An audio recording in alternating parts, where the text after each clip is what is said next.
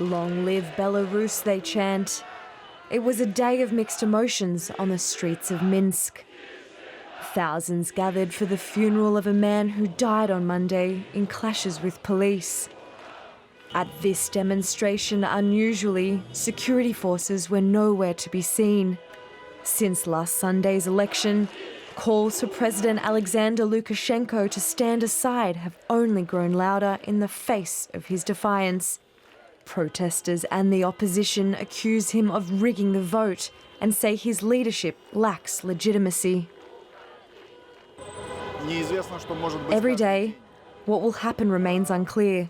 He thinks completely differently, and depending how the situation evolves, he will act accordingly. But his methods are not civilized, and everyone has learned this in the last 26 years. It is obvious that our president can no longer cope with his people. He is looking for help in the East. He understands that he does not have support from the West. Facing mounting pressure, Lukashenko called a powerful neighbour, Russian President Vladimir Putin, warning the protests were not just a threat to Belarus anymore.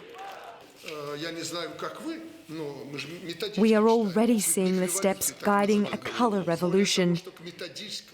In accordance with these guidelines, elements of foreign meddling are already here. The scenario unwraps with an aggression against Belarus.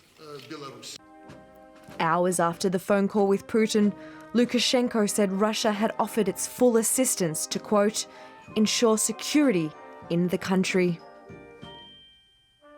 Well, I'm joined now by journalist Hanna Lyubakova, who's in Minsk. Hi, Hanna. President Lukashenko says he has the backing of his ally, Russian President Vladimir Putin. Now, how has that news been received where you are in Belarus? Well, he indeed said that Russia will provide security assistance to Belarus when Lukashenko will requested. Well, I mean, when this information was announced that Lukashenko is going to talk to Putin, protesters started bringing banners saying that we will figure it out here without Putin. So they are all against it. They are all against Russia's intervention. But I must say that a chance that Russia would invade Russia or intervene Belarus or intervene Belarus is kind of not really high, and I think many people understand it. Though I'd say that people expect some provocations or some help from security agencies in Russia in order to suppress the dissent in Belarus. What about the opposition? They have the backing of the European Union. Do they have a plan of how they want political change to come about? Oh, it's very hard to say. A few days ago, Svetlana Tikhanovskaya, who was a main challenger to Alexander Lukashenko, said that she would start. She's not she can start negotiating with the Belarusian government, and she can start working on this transitional government in the country.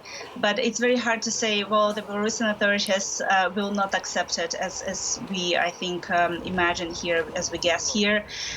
So there are literally no way of how to transition the power from Lukashenko to anyone else, and I think Lukashenko is not willing to do so.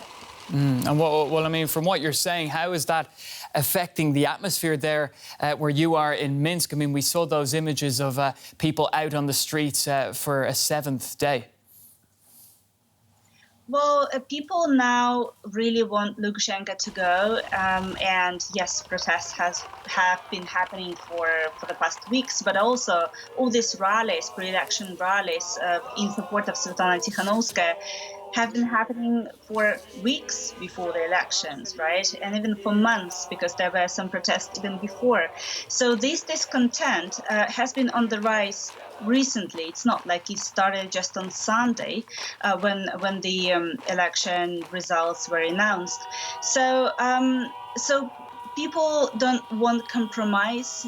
they want Lukashenko to go. They want to change the man at the top, and that's, I think, the main difference with what we could observe in previous years.